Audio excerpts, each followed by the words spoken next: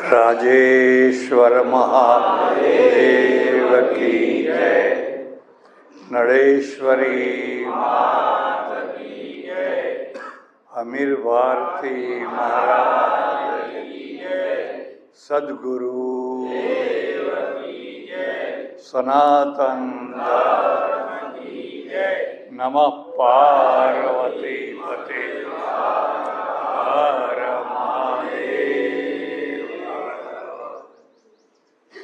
સજ્જનો અને બહેનો, તુલસીદાસજી વિરચિત રામચરિત માનસને કેન્દ્રમાં રાખીને છેલ્લા કેટલાય દિવસોથી કંઈક ધર્મ ચર્ચા કરવાનો પ્રયત્ન ચાલી રહ્યો છે. માનસ છે એ પરિવારનો ગ્રંથ છે, અને પરિવાર છે એના સુખ દુઃખ ભેગા હોય છે. એક વ્યક્તિ કરે ને પરિવારને ભોગવવું પડે, પરિવાર કરે ને વ્યક્તિને ભોગવવું પડે. એટલે આપણે એમ માનીએ છીએ કે જે કરે એ ભરે, એ વાત સાચી, પણ પરિવારના જીવનની અંદર તો પરિવાર કરે તો એ વ્યક્તિને ભોગવવું પડે, ને વ્યક્તિ કરે એ પરિવારને ભોગવવું પડે. એટલે સૌથી વધુ મહત્વ નિર્ણય શક્તિનો છે. પરિવારમાં નિર્ણય કરનાર કોણ છે? જો તમે પેલા પત્તા જોયા હોય રમવાના, ગંજીપો આવે ને, ગંજીપો, એમાં બધું હોય. દૂરી હોય, તીરી હોય, ચોગો હોય, ગોલો હોય, રાણી હોય, બાદશાહ હોય, એકો હોય, પાછો હુકમનો એકો હોય. જે ઘરમાં હુકમનો એકો રહેતો હશે એ ઘર વ્યવસ્થિત ચાલતું હશે, અને જે ઘરમાં બધાય ગોલે ગોલા ગોલે ગોલા ગોલે ગોલા ભેગા થયા હોય એ ઘર કદી વ્યવસ્થિત ચાલે. પણ હુકમનો એકો કેમ આવું મહત્વ આપ્યું? કારણ કે એનામાં પ્રૌઢ શક્તિ હોય, નિર્ણય શક્તિ, નિર્ણય કરવાની શક્તિ એનામાં પ્રૌઢ હોય. એ પ્રૌઢતા ઉંમરથી આવે અને અનુભવથી આવે. જેમ જેમ તમારી ઉંમર વધે એમ એમ તમારી પ્રૌઢતા વધે. જેમ જેમ તમને અનુભવો થાય એમ એમ તમારી પ્રૌઢતા વધે. જેનામાં પ્રૌઢતા ના આવે એને આપણે નાદાન કહીએ. રહેવા દો, એની વાત માનશો નહીં હો, એ તો નાદાન માણસ છે. કેમ નાદાન કેમ છે? અત્યારે આમ બોલે, કાલે આમ બોલે, પરદાર આમ બોલે, ફર કર્યા કરે. તો એટલા માટે એક બીજો શબ્દ પણ વપરાય છે, બાળ બુદ્ધિ છે. બાળ બુદ્ધિ છે. જેમ બાળકની બુદ્ધિ હોય એ અનિશ્ચિત હોય, એમ ઘણા માણસો આખી જિંદગી બાળ બુદ્ધિ રહે. આખી જિંદગી 80 વર્ષના થાય તોય બાળ બુદ્ધિ. એટલે આ વાતનો વિચાર કરીને રામચરિત માનસની અંદર બતાવવામાં આવ્યું કે કેટલીક વાર નાદાની ભરી આપણી નિર્ણય શક્તિ આખા જીવનને ધનોત્પનોત કરી નાખે. તમારી નાદાની અને તમારો નિર્ણય, પણ એના કારણે આખા પરિવારનું જીવન બરબાદ થઈ જાય. એટલે આપણે ત્યાં કહ્યું છે કે હંમેશા બાળ બુદ્ધિવાળા માણસોએ કોઈને કોઈના નિયંત્રણમાં રહેવું. નિયંત્રણ વિનાનું જીવન હોય જ નહીં. શિષ્ય ગુરુના નિયંત્રણમાં, પુત્ર પિતાના નિયંત્રણમાં, માતાના નિયંત્રણમાં, દીકરી માતા પિતાના નિયંત્રણમાં, અને જે નિયંત્રણમાં રહે એ સુરક્ષિત રહે અને સુખી થાય, અને નિયંત્રણ હટાવી દે તો એને એમ લાગે કે હું સ્વતંત્રપણે સ્વચ્છંદ થઈ જાય. ખ્યાલ આવે છે? હવે અહીંયા બે વાતો એવી છે કે એવા નિર્ણયો થયા, એ નિર્ણયોએ ભગવાન શંકરના આદર્શ દાંપત્ય જીવનમાં આગ ચાંપી દીધી.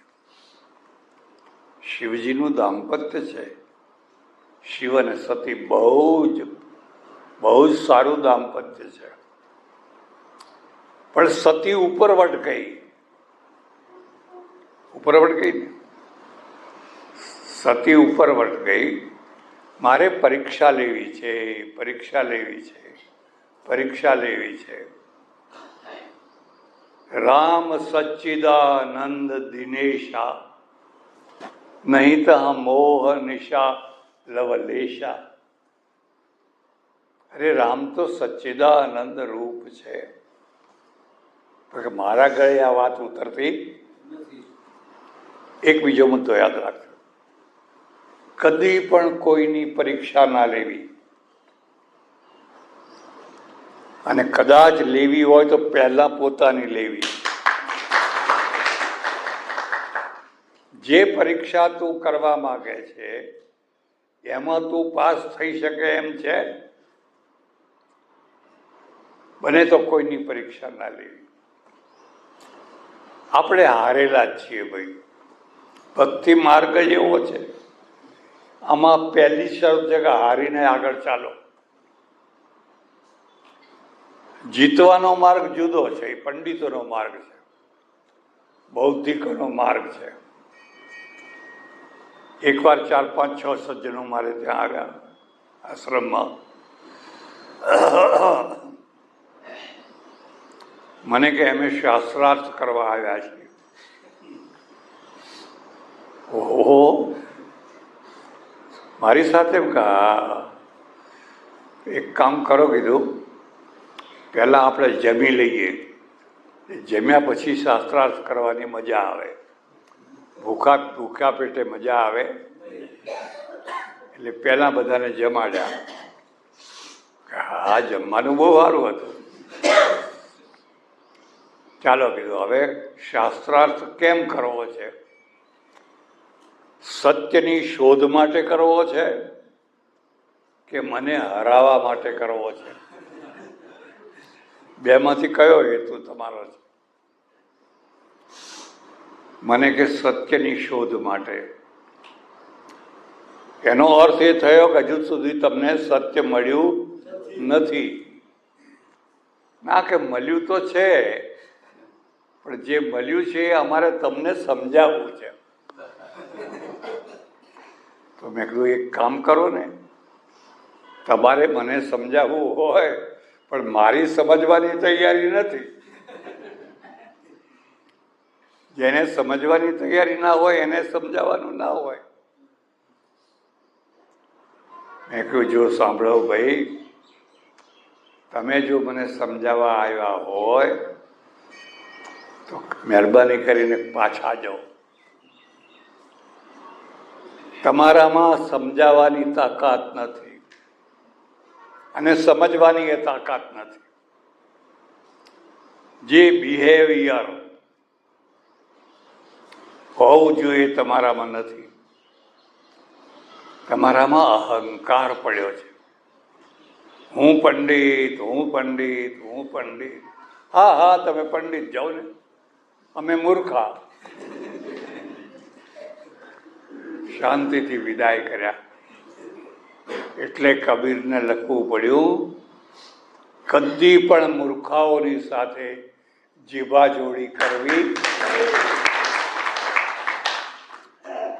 તમને એમ લાગે કે આ ખરેખર સાચો જિજ્ઞાસુ છે તો બરાબર મન મૂકીને વાત કરવી.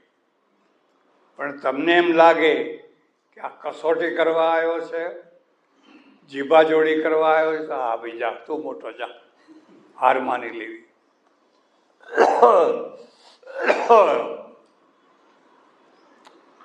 મહાદેવનું દાંપત્ય બહુ સારું. સતીને મહાદેવનો બહુ પ્રેમ. પણ સ્ત્રી એટલે સ્ત્રી. બહુ પૂરેપૂરા ડાપણવાળી સ્ત્રી મળવી તો દુર્લભ કહેવાય. બહુ મોટા પુણ્ય કર્યા હોય, બહુ મોટા પુણ્ય કર્યા હોય ને પૂરેપૂરી ડાહી સ્ત્રી મળે. નહીં તો આખી દુનિયાને અધકચરી અધકચરી અધકચરી અધકચરી. આમાં ડાપણ હોય ને આમાં નાદાની હોય, અને નાદાની હોય ત્યાં પાછી હઠ હોય. હઠ હોય, હા આમ જ થવું જોઈએ. ડાપણમાં હઠ ના હોય.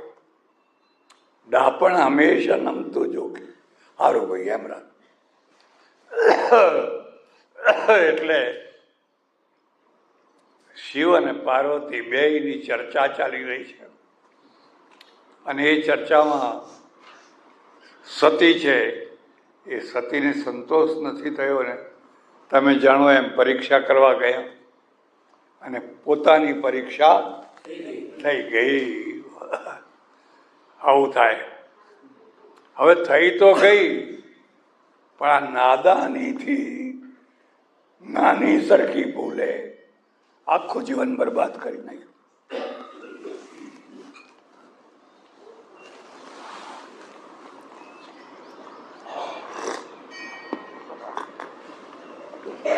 ચલો ચલો ના ભરાય.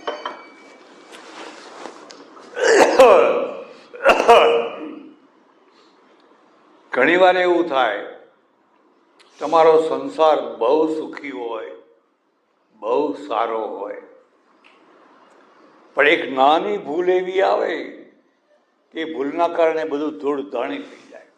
એવા કેટલાયના જીવનમાં બનતું હોય છે. એક બીજો મુદ્દો યાદ રાખજો. વાણિયા પાસેથી કોઈ વસ્તુ શીખવી હોય તો ખાસ શીખજો. એ કદી પણ ઉતાવળો નિર્ણય ના કરે, અને પ્રૌઢ રાજનેતા હોય એ પણ કદી ઉતાવળો નિર્ણય ના કરે. હા હો, જોઈશું, વિચાર કરશું, વિચાર કરશું એમ કરીને ટાઈમ માગે, અને અભિમાની હોય તરત નિર્ણય કરે, અને તરત જ પછી ક્યારે ભૂલ થઈ ગઈ, ભૂલ થઈ ગઈ. એટલે વાણીઓ છે ઇમોશનલ ના હોય, અને જે ઇમોશનલ હોય એ તત્કાલ નિર્ણય કરે, અને ખોટોય કરે અને ખરોય કરે. નિર્ણય થઈ ગયો. શિવજીએ જોયું કે હવે આ તો મારી માતા બની ગઈ, મારે હવે આના સાથે સંસાર માંડી શકાય નહીં. ફૂલ પડ્યા તમે જાણો, જય જયકાર થયો. પછી સતીને ખબર પડી કે રે મારો ત્યાગ થયો, મારો ત્યાગ થયો. આ એક મુદ્દો યાદ રાખજો. પતિવ્રતા સ્ત્રી હોય અને બિલકુલ નિર્દોષ હોય, છતાં એનો પતિ એનો ત્યાગ કરે તો એ ત્યાગ એને મરણ બરાબર લાગે, મરણ બરાબર લાગે. શંખણીને ના લાગે હો. શંખણીને ત્યાગ કરો તો કે કાંઈ નહીં, તું નહીં તો તારો ભાઈ, કાંઈ નહીં તો બીજો, બીજો નહીં તો એને કોઈ આઘાત ના લાગે. પતિવ્રતાને આઘાત લાગે, અને એ આઘાતમાં ને આઘાતમાં શરીર હુકાવા માંડે. એક વાત યાદ, તમને ભરપૂર ખોરાક મળે, સારામાં સારું દૂધ, દહીં, ઘી બધું મળે, પણ જો તમારું મન ઉદાસ ઉદાસ ઉદાસ ઉદાસ રહેતું હોય તો એ ઘીનું લોહી ના થાય, ઘીનું લોહી ના થાય. લોહી તો વાલનું થાય. મોટામાં મોટું વિટામિન વાલ છે. છોકરાને આપો, ગમે ત્યારે આપો, એનું લોહી થાય. અને આમ ને આમ બે ભેગા ને ભેગા રહેતા રહેતા રહેતા દિવસો પસાર કરવા લાગ્યા. દિવસો પસાર કરવા લાગ્યા પછી શિવજીને થયું કે હવે આપણે કૈલાસ ચાલો, જેવું તેવું તો એ આપણું ઘર હારું. અને એ ત્યાંથી પછી સતીને લઈને કૈલાસ આવ્યા. કૈલાસમાં પોતાને ત્યાં રહેવા માંડ્યા. હવે અહીંથી એક બીજું પ્રકરણ શરૂ થાય છે અને એ પ્રકરણ વધારે મહત્વનું છે. તુલસીદાસે બતાવવા માંડે છે કે આ રામ સચ્ચિદાનંદ ઘન પરબ્રહ્મ પરમાત્મા છે, પણ કેવી રીતે બતાવવા? હવે બન્યું એવું કે શિવજીના સસરાનું નામ દક્ષ પ્રજાપતિ. ખ્યાલ આવે? કોઈ હરિદ્વાર જાઓ તો હરિદ્વારથી પછી કનખલ જવાય અને કલખલના છેડે છેડ દક્ષ પ્રજાપતિનું મંદિર છે. બહુ ભેગા થાય લોકો, બહુ પંડ્યા પૂજારી હેરાન કરે તમને. અને એમ કે આ દક્ષનું ગળું અહીં કાપ્યું હતું. દક્ષે અહીં યજ્ઞ કર્યો હતો અને યજ્ઞને અધૂરો રાખી અને એનું માથું કાપી અને બકરાનું માથું મૂકી બે એટલે આપણે ઘણા લોકો મહાદેવના મંદિરમાં જઈને ગાલ બગાડે છે, બે કરે છે. એવું બધું મહાત્મા સમજાવે. એટલે દક્ષ પ્રજાપતિ છે ને બહુ ધનાઢ્ય, એટલું ધન, એટલો પૈસો, એટલો ઐશ્વર્ય, એટલું બધું. પણ એમને જમાઈ મળ્યા શિવજી. હવે આ બેયનો મેળ ના જામે, પણ કંઈક ખબર નહીં. નારદ મળી ગયા, મળી દીધું. સસરો છે એ ધનાઢ્ય છે ને જમાઈ તો રહેવાનું મકાન નથી, સ્મશાનમાં રહે છે. સ્મશાનમાં રહે છે. આ કિચન રૂમ, આ બેડરૂમ, આ ફલાણો રૂમ, બધા રૂમ એક જ છે. કેટલો વૈરાગ્ય, તમે વિચાર કરો, કેટલો વૈરાગ્ય. આપણને આલિશાન મહેલમાં રહીને પણ શાંતિ નથી મળતી ને પેલા સ્મશાનમાં ઘસઘસાટ પડ્યા છે, મળદું બળે છે, આમ થાય છે, તેમ થાય છે, ત્યાં પડ્યા છે. વૈરાગ્ય હોય તો બધે સુખ છે, ઘોર અગવડોમાં સુખ છે. અને વૈરાગ્ય ના હોય તો 36 પ્રકારના પકવાનમાં દુઃખ છે. એટલે આ જમૈયો. એક બીજો મુદ્દો યાદ રાખજો. જમૈના બે રૂપ છે. એક દીકરીને સુખ દેનારો જમૈ અને એક દીકરીના બાપની પ્રતિષ્ઠા વધારનારો જમૈ. ખ્યાલ આવે છે?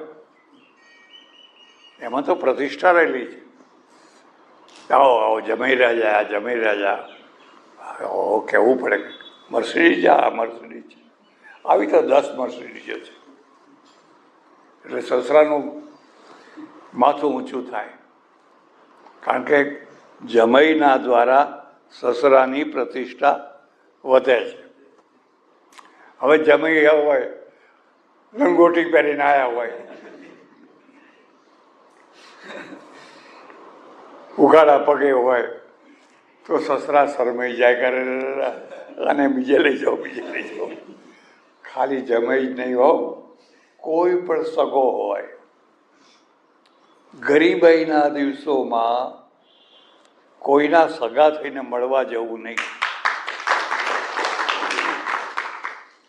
તમારી ગરીબાઈ તમારું અપમાન કરાવશે. જાઓ પણ બેહો. કારણ કે ગરીબી તો દારૂણ દુઃખ, દરિદ્રતા. સમાજ, સંસાર શ્રીમંતાઈને જોવે છે, ગરીબાઈને નથી જોતો. એટલે બહુ દુઃખ. પણ હવે થતાં થઈ ગયું. પહેલાંનો જમાનો અને જે કંઈ રૂપિયો લીધો હોય એમાં કંઈ ફેરફાર થાય? છૂટું ના કરાય. પણ આ દક્ષના મનમાં એક આંટી પડી ગયેલી કે આ જમીને મારે હલકો બતાવવો છે. હવે એ તો હલકો છે જ, પણ મારે એને હલકો બતાવવો છે. અને હલકા બતાવવા માટેના બે રસ્તા છે. સંસારની, સમાજની વાત કરું છું. તમારે ત્યાં એવો ભવ્ય પ્રસંગ રાખો, એવો ભવ્ય પ્રસંગ રાખો આજ સુધી કોઈએ ના કર્યો હોય. લાખો રૂપિયા ખર્ચી નાખો, બધાને બોલાવો, પણ પેલાને ના બોલાવો. બધાને બોલાવો, પણ પેલાને ના બોલાવો. આવું ચાલે છે કે નહીં? ચાલે છે. અને આવું જ કર્યું દક્ષે. હોય બહુ મોટો યજ્ઞ કર્યો, બહુ મોટો. પ્રાચીન કાળમાં મોટામાં મોટું કામ એટલે યજ્ઞ. હવે જો કંઈ ઓછું થયું, લોકો સમજવા લાગ્યા છે, કોઈ પ્રશ્ન ઉકેલાતો નથી. હવે રહેવા દો. તોય 1000 કુંડી, 500 કુંડી, 100 કુંડી, હવે રહેવા દો કુંડીઓ કરવાની. આ નહેર આવી એ મોટી કુંડી છે. આ નર્મદાની નહેર છે ને, એ જ સૌથી મોટામાં મોટી કુંડી છે. એટલે બહુ ભવ્ય હોય મંડપ, કઈ વિશાળ, ખર્ચો. પણ મનમાં એક વાત છે, પેલાને બતાવી દેવું છે. અને પેલાને એવી રીતે બતાવી દેવું છે કે એને બોલાવવો નથી. આ સંસાર છે. આ સંસારમાં એકબીજાને મોટા બનાવવા કરતા એકબીજાને હલકા બનાવવાની પ્રવૃત્તિ વધારે ચાલે. અને યાદ રાખજો, મોટા બનાવો તો તમે મોટા થાઓ, અને કોઈને હલકા બનાવો તો હલકા થાઓ. આ નિયમ છે. એટલે બધાને આમંત્રણ આપ્યા. કંઈ કંકોત્રી છપાવી, કંઈ ફોટા, કંઈ નામ, કંઈ બધા કંકોત્રીઓ. બનાસકાંઠાની કંકોત્રી તો કેવી પડે. હવે બન્યું એવું કે મહાદેવજી અને સતી કૈલાસમાં જ્યાં રહેતા હતા એના સામે જ રોડ, અને રોડ દક્ષ પ્રજાપતિના રાજમાં જાય. એટલે રોડ ઉપરથી રોજ દેવ, ગાંધર્વ, કિન્નર, દેવો બધા ગાજતે વાજતે બધા જવા લાગ્યા. જેમ આપણે પેલા સંઘ જતો હોય તો ઉત્કંઠા થાય ને કે કોણ જાય છે, તો કે ભાઈ અંબાજીનો સંઘ જાય છે. એમ પેલી સતી જુએ કે આ કોણ બધા ચાલ્યા. મહાદેવે કહ્યું તપાસ કર, તને જિજ્ઞાસા હોય તો તપાસ કરી. તો કે દક્ષ પ્રજાપતિ ના થયો, આજ સુધી ના થયો હોય એવો મોટો ભવ્ય યજ્ઞ થયો, એમાં જઈએ છીએ. તમારે નથી આવવું? સતીનું મોઢું ઉતરી ગયું. યાદ રાખજો, પિયરથી ગૌરવે મળે અને પિયરથી મોઢું ઉતરે. સસરાથી એ ગૌરવ મળે અને સસરાથી એ મોઢું ઉતરી જાય.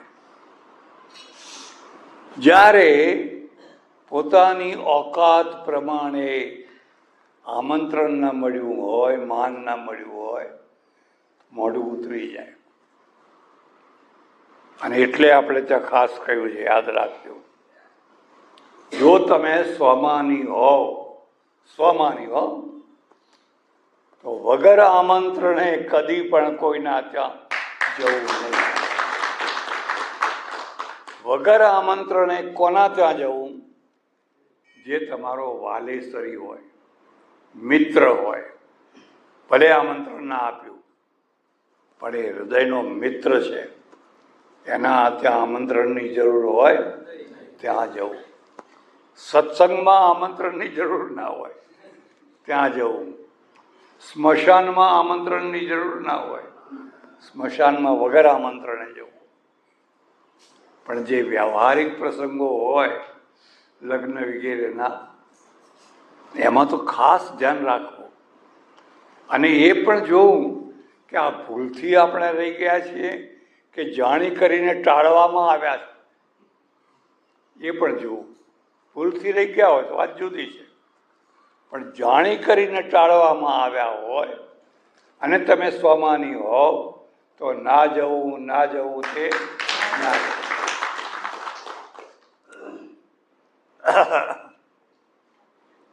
એટલે મોઢું ઉતરી ગયું. શિવજીએ પૂછ્યું કે તપાસ કરી કે હા મારા બાપુના ત્યાં બહુ મોટો યજ્ઞ છે, બધા ત્યાં જાય છે, આપણે જવું જોઈએ. આપણે જવું જોઈએ પણ કંકોત્રી આવી છે એ તો કે ભૂલી ગયા હોય ને આજકાલ ટપાલવાળા આપતા નથી, આડી અવળી પડી ગઈ હોય. ઈચ્છા પૂરી કરવી હોય ત્યારે એવા બહાના બતાવે, એવા બહાના બતાવે, એવા બહાના બતાવે. આટલા મોટા કામમાં કદાચ યાદ ના પણ રહ્યું હોય, પણ આપણે જવું જોઈએ. શિવજીએ કહ્યું કે ના હો, આપણને ટાળવામાં આવ્યા છે, ભૂલથી નથી રહી ગયું, આપણને ટાળવામાં આવ્યા છે, ના જવાય. ના, મારે તો મારા બાપના ત્યાં નહીં જવું, કોના ત્યાં જવું? મારા બાપના ત્યાં આમંત્રણની શી જરૂર? 1000 સમજાવ્યા પણ ના માની, ના માની. આ બીજી ભૂલ યાદ રાખો. સતી જેવી સતી પણ પતિના આગળ ઉપરવટ જવાની 2 ભૂલો કરે તો તમારી તો વાત જ શું કહો. અને શિવજી ગમ ખાઈ ગયા. સંસાર ચલાવવો હોય તો રૂવાબ કરતા શીખો ને ગમ ખાતા શીખો. રૂવાબ કરવાની જગ્યાએ રૂવાબ અને ગમ ખાવાની જગ્યાએ 2 આવડે તો સંસાર ચાલે. 2 માંથી એક કે ના આવડે ને ખલાસ, ગોલો. ગોલાનો સંજ્ઞા ને 2 માંથી એક નથી આવડતું. એટલે શિવજી ગમ ખાઈ ગયા કે આ માનવાની નથી, ભલે ત્યારે જાત હું એમ કે. પણ ગણોને કહ્યું કે તમે ભેગા જાઓ, આ સ્ત્રી હઠ છે, કંઈ ઊંધું ચિત્તું ના કરી બેસે, માટે તમે રક્ષા કરજો, જાઓ તમે જાઓ. આ એક નિયમ હતો. આપણે પ્રાચીન કાળમાં કદી પણ આબરૂદાર ઘરની સ્ત્રી એકલી ગામત્રે ના જાય. એનો પતિ જોડે હોય, બાપ જોડે હોય, સસરા જોડે હોય, આગળ પાછળ ચાલે, અડી અડીને ના ચાલે. આજે બધા અડી અડીને ચાલે, પણ સાથે કોઈ જુએ, એકલી ના જાય. ભાઈ માણસ છે, ભાઈ માણસની રક્ષા કરવી જોઈએ. મારી રક્ષા થાય એટલે તો એ લગ્ન કરે છે. એટલે જ પેલાને કહે છે વરઘોડે ચડીને આવજે, તલવાર બાંધીને આવજે, એટલે કહે છે. એટલે ગણ મોકલ્યા. આ શબ્દ યાદ રાખજો, તમારે સમજવા જેવો છે. તમે બહુ મોટા માણસ છો એટલે તમારે ત્યાં નોકર ચાકર ઘણા છે, સારું છે, કેટલાય લોકોને રોજી મળે છે. પણ એના 4 ભેદ યાદ રાખજો. 4 ભેદ. એક નોકર હોય, એ બધું બહારનું સંભાળે, દુકાન ધંધો આ તે, એ નોકર કહેવાય. એક ચાકર હોય, એ ઘરનું બધું સંભાળે, કચરા કાઢે, પોતા કાઢે, વાસણ ઘસે, એને ચાકર કહેવાય. પથારી કરે, એને મોટા માણસ છો તમે. નોકર ચાકર. પછી એક ગણ હોય. આ ગણને ખાસ સમજજો. પેલો નોકર ધંધો રોજગાર, નોકર દુકાન ધંધો એ બધું સંભાળે, કંપની. આ ચાકર ઘરને ચોખ્ખું રાખે, બધું રસોઈ કરે, બધું કરે. ગણ છે એ તમારી પ્રાઇવેટ જિંદગીનો જાણકાર હોય. આ ખાસ વાત યાદ રાખજો. જેમ તમે મોટા થાઓ એમ તમારી પ્રાઇવેટ જિંદગી મોટી થતી જાય. અને પ્રાઇવેટ જિંદગી કોઈને બતાવાય નહીં. અને જો પ્રાઇવેટ જિંદગી નોકર ચાકરને બતાવી દો તો મર્યા સમજો. જેને બતાવાય એ ગણ હોય, એ ગણ હોય. તમારી પાસે કેટલા પૈસા છે, કેટલું બેંક બેલેન્સ છે,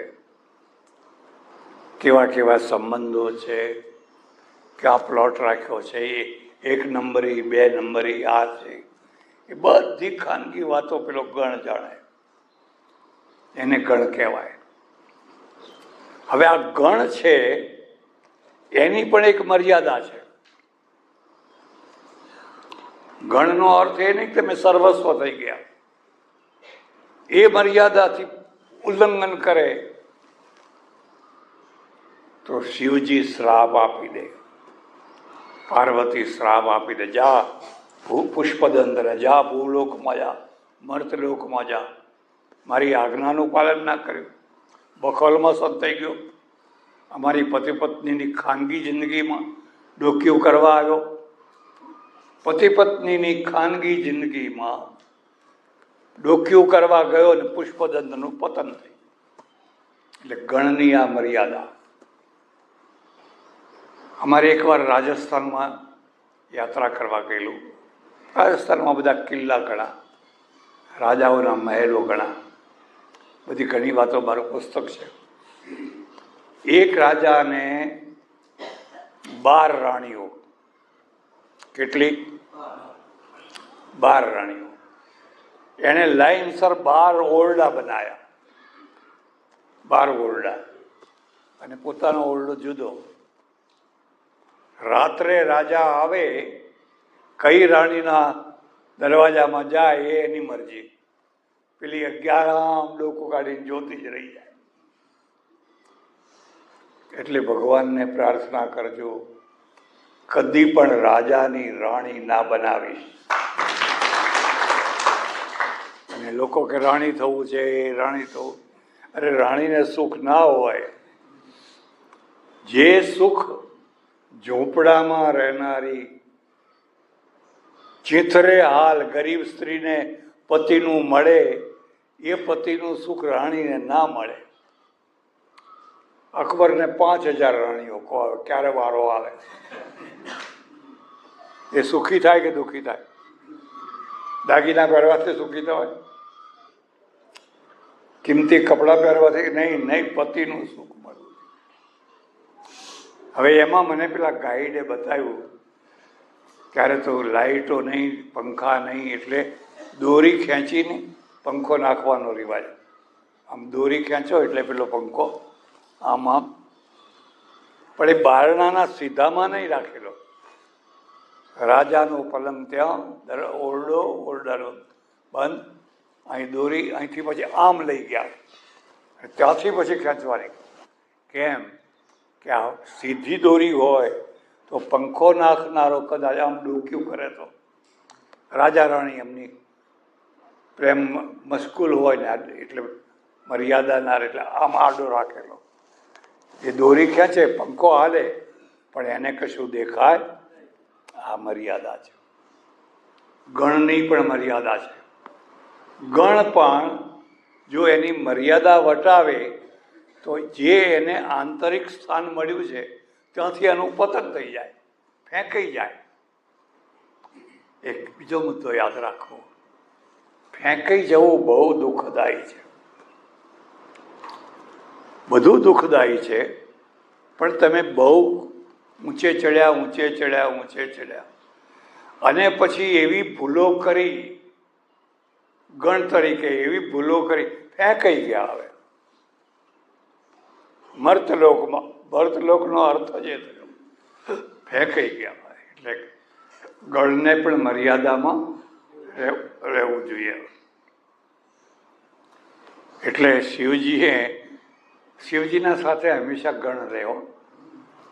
અને ગણ એવા કે શિવજી જો છૂટા કરે તો એમને કોઈ નોકરીએ ના રાખે.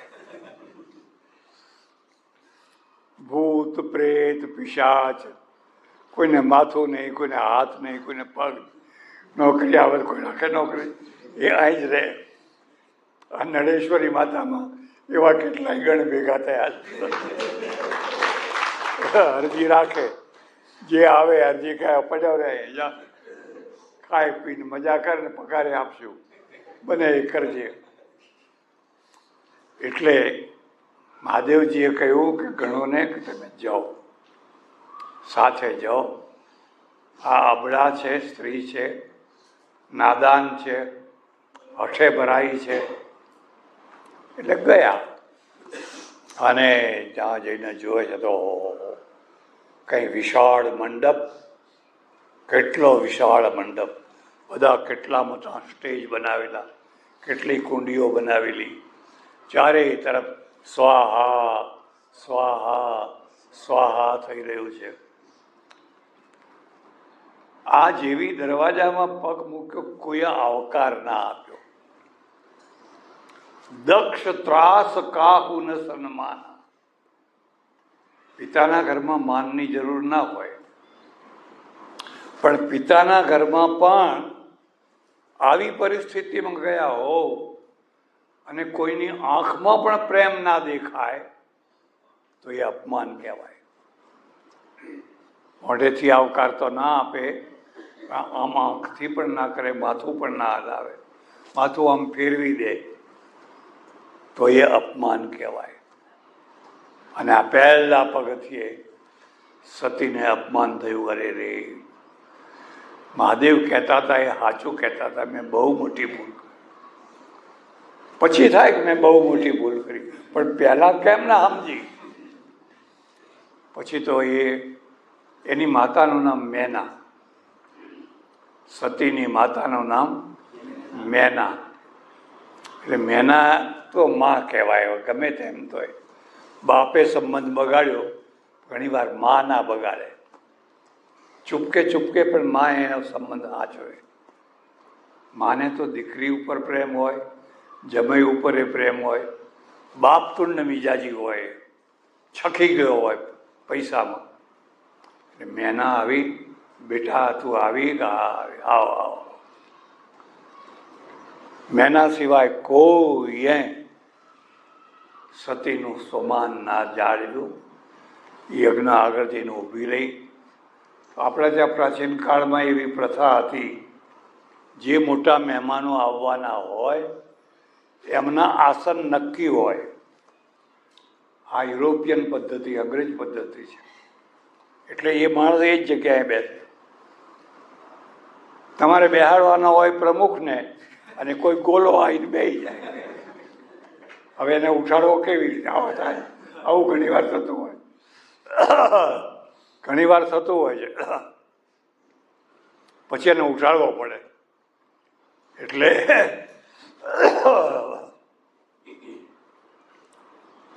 એટલે કબીરને એક દોહરો લખવો પડ્યો, બેઠના એસા ચાહીએ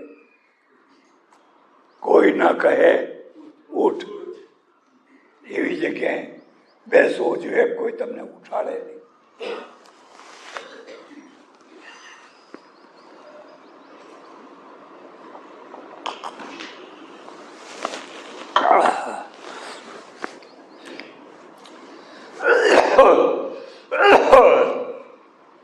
તમારી ઓકાત હોય અને તમે છેલ્લે બેઠા હોય તો એ ઉઠાડીને તો કોઈ તમને આગળ ના આવે, અને ઓકાત ના હોય અને આગળ બેઠા હોય તો ઉઠાડીને. પરદેશમાં રિવાજ, અહીંયા પણ હવે આવો રિવાજ થયો.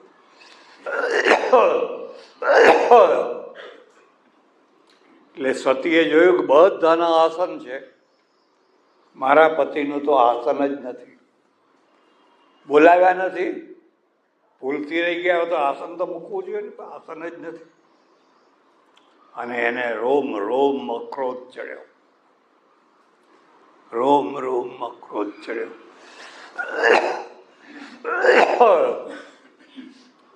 પતિવ્રતા સ્ત્રી માટે સૌથી મોટું અપમાન પોતાનું નથી, પોતાના પતિનું. એનું વ્યક્તિગત તમે અપમાન કરો તો એ ગમ ખાઈ જાય, પણ એના પતિનું અપમાન કરે તો એ કદી સહન કરી શકે. એટલે તુલસીદાસજીને લખવું પડ્યું છે, હરિહર નિંદા સુનહી જો કાના, હોઈ પાપ ગો ઘાત સમાના.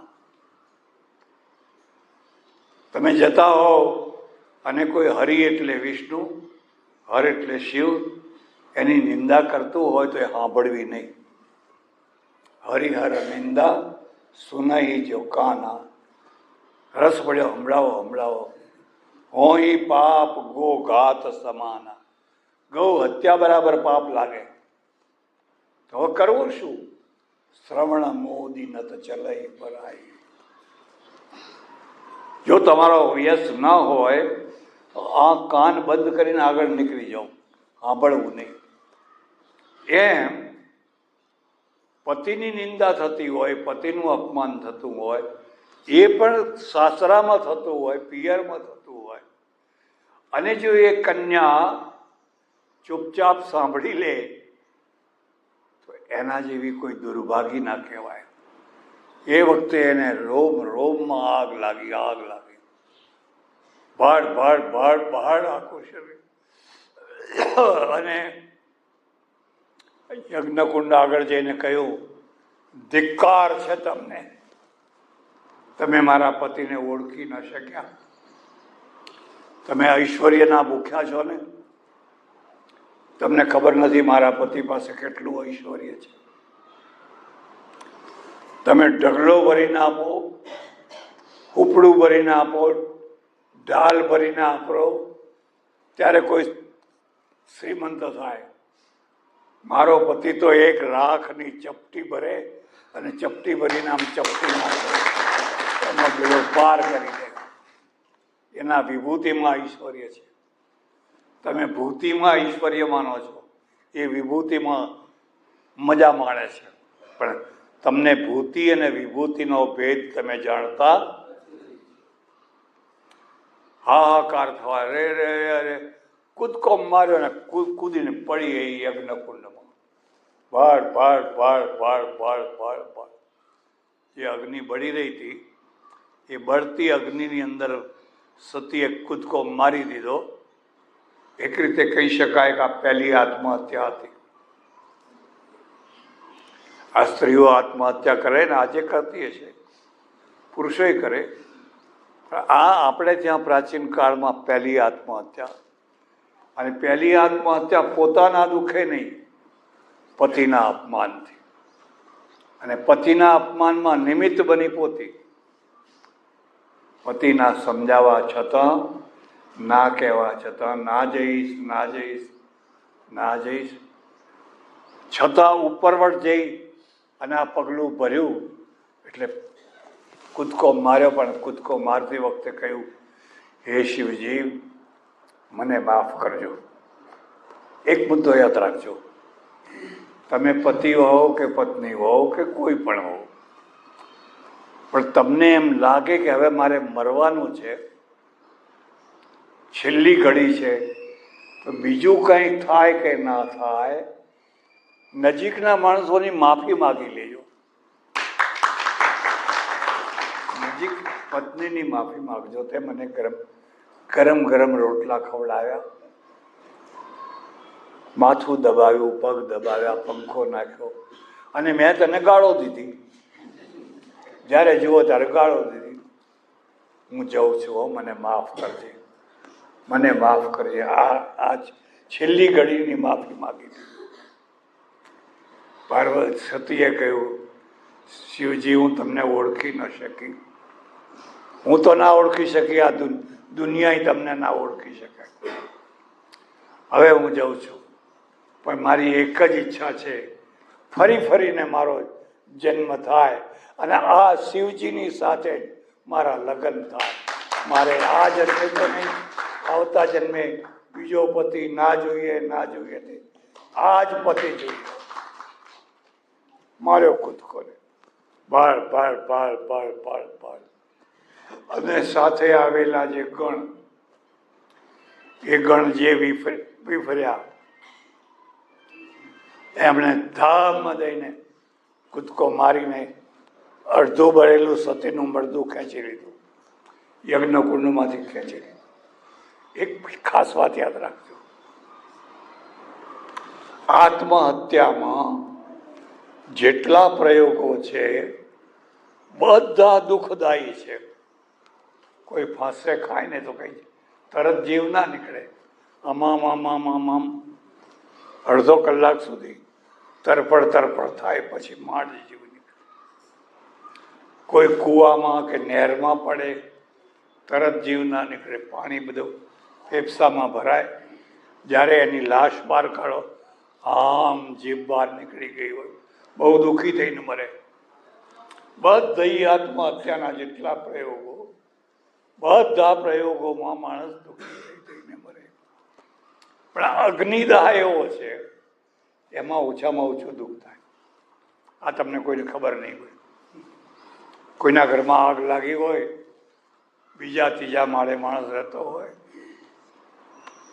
મરી જાય. કેમ? કારણ કે અગ્નિ છે એ ઓક્સિજનને ચૂસી લે, ઓક્સિજનને ચૂસી લે. એટલે જ્યાં આગ લાગી હોય કે તમને લગાડી હોય, પેટ્રોલ છાંટ્યું હોય, એ પહેલું કામ છે કે ઓક્સિજનને ચૂસી લે. ઓક્સિજન વિનાનો જે કાર્બન છે એ તમને ડેથ કરી નાખે. એટલે શરીર તો 70%, 80%, 90% બળતા બળે, પણ માણસનું મૃત્યુ પહેલું થઈ જાય. કારણ કે એને ઓક્સિજન મળે નહીં એટલા માટે. એટલે અડધું પડધું બળેલું મળદું હતું એ બહાર ખેંચી લીધું. અને પછી તો જે ગણ વિફર્યા, પેલી તરફ શિવજીને ખબર પડી. અને શિવજી તો જાણતા જ ત્યાં આજ કંઈક અનર્થ થવાનો છે, અને થઈને રહ્યો. એક ખાસ વાત યાદ રાખજો, તમે ભજન કરતા અમુક કક્ષાએ પહોંચો એટલે તમને થોડી આગળની બધી સમજણ પડવા લાગે, આગળની. પણ અમુક કક્ષાએ પહોંચ્યા પછી તમને ખબર પડી જાય કે આમ થવાનું છે, આમ થવાનું છે, આમ થવાનું છે. એટલે શિવજીએ એવા વિફર્યા જઈને દક્ષ પ્રજાપતિનું માથું કાપી નાખ્યું. બે બકરું માથું કાપી નાખ્યું. હાહાકાર મચી ગયો. યજ્ઞ વિધ્વંસ, આ પહેલો યજ્ઞ વિધ્વંસ હતો. અને એ પછી શિવજી સતીનું મળદું ખભા ઉપર મૂકી ગાંડા જેવા ફરવા લાગ્યા. આ બીજો મુદ્દો યાદ રાખજો. જે આદર્શ પતિ છે, જે આદર્શ પત્ની છે, એ વિરહને સહન ન કરી શકે. વિરહનું દુઃખ બહુ ભારે દુઃખ છે. અને વિરહમાં મગજના તંતુઓ કામ કરે નહીં. ફરવા લાગ્યા બધે, આ ચારે તરફ ફરવા લાગ્યા. એક બીજો મુદ્દો યાદ રાખજો. સારું થયું કે ફરવા લાગ્યા. જો એક જગ્યાએ બેસી ગયા હોત તો વાત પૂરી થઈ ગઈ હોત. પણ ફરે એટલે કથા ફરવા લાગ્યા. હવે ચારેય તરફ ફરતા પેલું મળદું તો ગંધાવા માંડે, પછી કેટલો ટાઈમ રહે. અને બીજી તરફ પેલી સતીએ પ્રતિજ્ઞા કરેલી ને કે મારો ફરી જન્મ થાય અને આ જ મહાદેવને મારે ફરીને પરણવું છે. એનો જન્મ પર્વતરાજના ત્યાં પાર્વતી રૂપમાં થયો. રાજેશ્વર મહાદેવ કી જય. હમીર ભારતી નડેશ્વરી સદગુરુ સનાતન નમઃ પાર્વતી પતે. હર હર